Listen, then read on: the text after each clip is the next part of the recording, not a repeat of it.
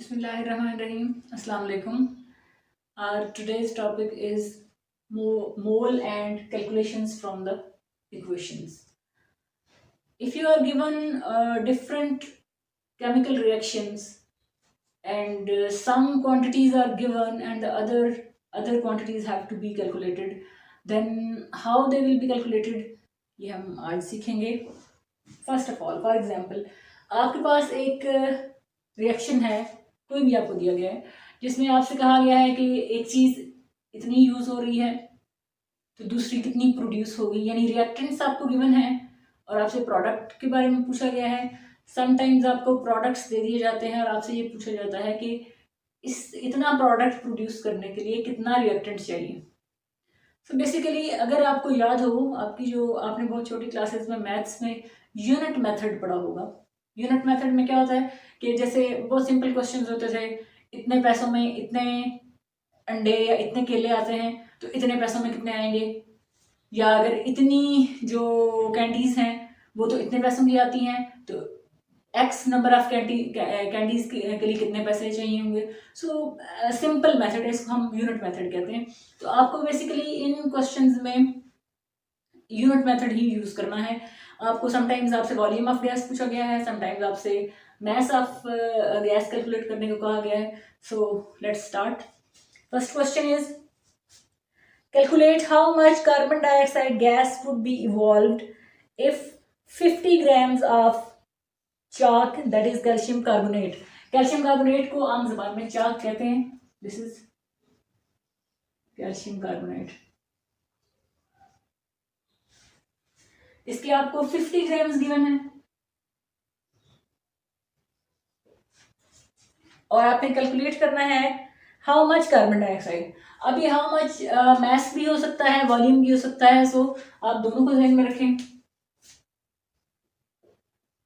Carbon dioxide हमें calculate करनी है कि कितनी है अमाउंट प्रोड्यूस हुई, और एक्सेस ऑफ एसिड में आपने कैल्शियम कार्बोनेट को डाला. यानी आपके पास एक लार्ज अमाउंट ऑफ एसिड था जिसमें आपने कैल्शियम कार्बोनेट को यानी चाक को डिसॉल्व किया और उसके रिजल्ट के तौर पे कार्बन डाइऑक्साइड गैस प्रोड्यूस हुई, साथ साल्ट बना, वाटर बना, और उसमें आपसे ये पूछा जा रहा है कि कितनी कार्बन डाइऑक्साइड प्रोड्यूस हुई है.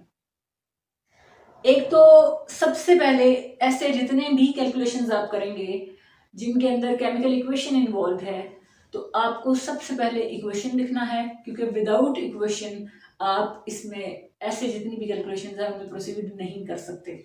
सो first of all, calcium carbonate was reacted with excess of acid. आप कोई सा भी एसिड ले लें, हाइड्रोक्लोरिक एसिड फॉर एग्जांपल ले लें,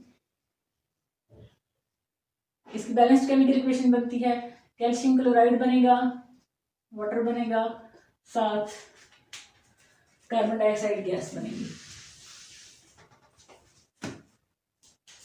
ये बैलेंस्ड केमिकल इक्वेशन है. ये बैलेंस्ड केमिकल इक्वेशंस का अलग से टॉपिक है कि इक्वेशंस को बैलेंस कैसे किया जाता है, वो हम फिर पढ़ेंगे इंशाल्लाह जब उसकी टर्न आएगी.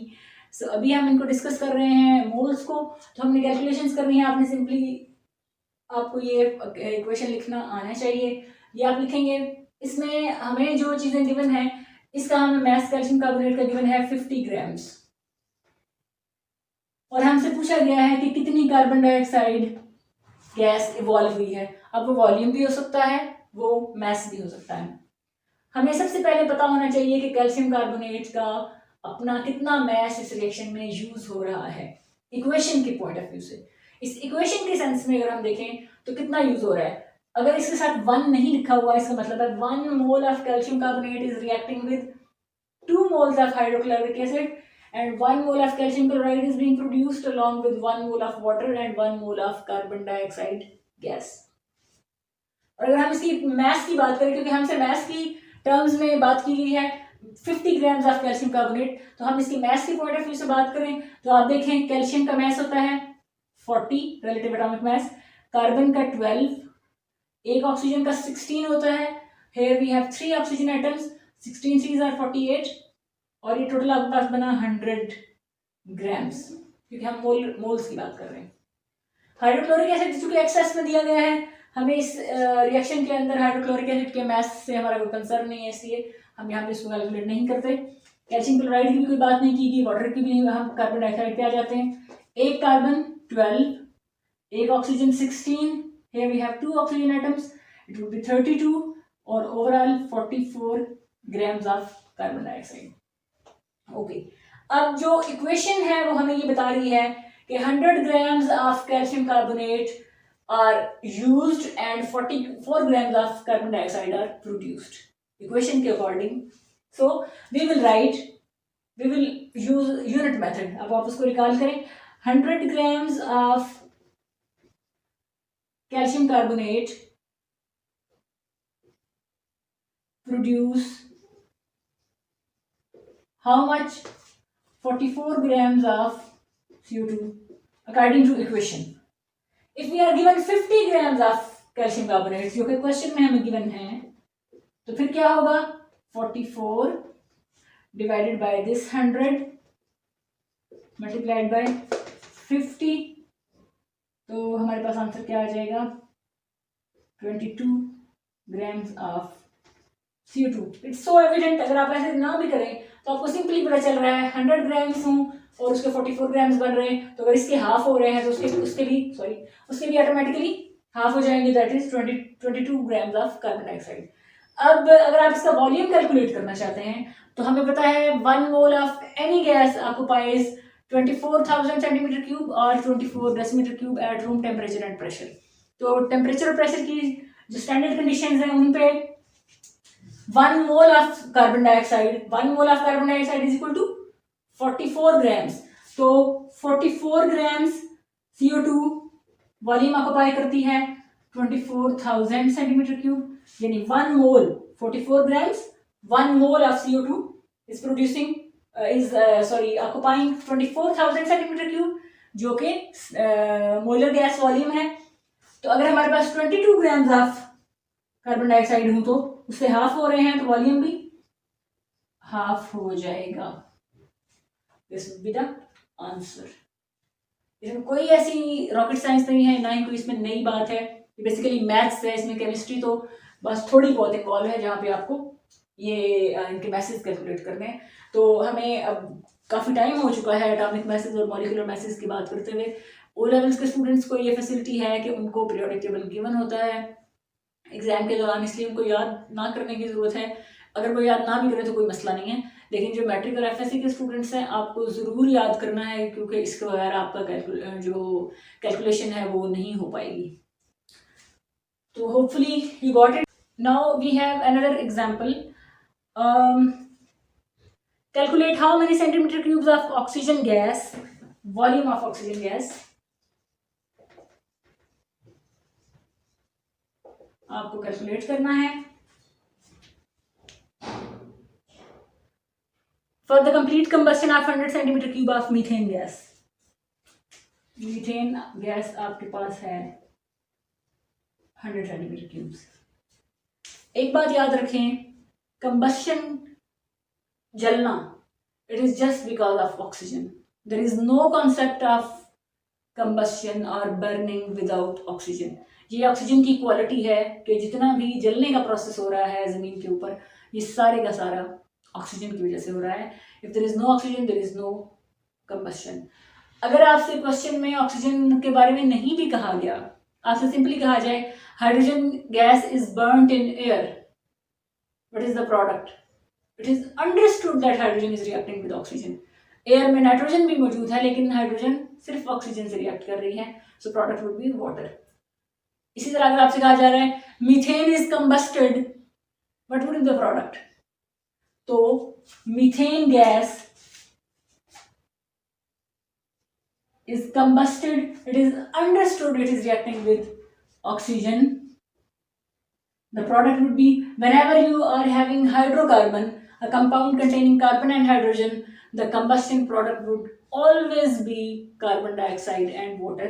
ये past papers में भी आया हुआ है, ओ लेवल्स के पेपर 1 में, कि कोई आपके पास कार्बन हाइड्रोजन से बना हुआ कंपाउंड है जो कि एयर में कंबस्ट कर रहा है। ये सिंपली आपसे कहा गया है कि वो कंबस्शन हो रही है उसकी, तो उसका प्रोडक्ट क्या होगा? There will be 2 products, carbon dioxide and water. अब हम इसको बैलेंस कर लेते हैं। Now this equation is balanced. According to this equation, 1 mole of methane is reacting with 2 moles of oxygen gas. In other words, if we talk about the volumes of the gases, 1 mole of any gas, Avogadro ने कहा था 1 mole of any gas occupies the same volume, that is 24 decimeter cube or 24,000 centimeter cubes at standard conditions of temperature and pressure. तो at room temperature and pressure 1 mole of methane is equal to 24,000 centimeter cubes. तो अगर हम volume के sense में बात करें 24,000 centimeter cubes of methane react with equation के according 2 moles and 1 mole का अगर वॉल्यूम ये है मीथेन का, तो 2 मोल्स ऑफ अगर ऑक्सीजन गैस हैं तो उसका वॉल्यूम इसके डबल हो जाएगा. For 24 multiplied by 2 that would be 48,000 centimetre cube of oxygen gas. Now if we have 100 centimetre cube of methane, जो क्वेश्चन में पूछा गया है, तो कितनी ऑक्सीजन रिक्वायर्ड होगी इसको जलाने के लिए? 48,000, again unit method, divided by 24,000 multiplied by this 100. Sorry मैं इस तरह कटिंग नहीं करती ताकि आप कंफ्यूज ना हो. सिंपली ये आंसर आएगा 200 centimetre cubes of oxygen gas. This is the answer. आपसे वॉल्यूम पूछा गया था. अगर आपसे मैथ पूछा जाता तो फिर हम मैथ की टर्म्स में बात कर लेते, बल्कि हम अभी कैलकुलेट कर लेते हैं. अगर आपसे कहा जाए मैथ ऑफ ऑक्सीजन गैस, इसी क्वेश्चन को, और बाकी ये सारा ऐसे ही होता, तो हम क्या करते, हम मैथ्स की टर्म्स में बात कर लेते. हम इसको, चूंकि इसका वॉल्यूम हमें गिवन है, हम इसके वॉल्यूम के को ही लेते और इसके मैथ्स की बात करते.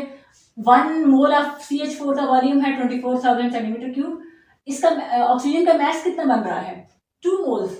1 मोल ऑफ ऑक्सीजन, एक oxygen 16 2s are 32. We have 2 moles, so 32 multiplied by 2, that would be 64. Here we will write down 64 grams of O2. अब वो 64 grams बन जाएंगे.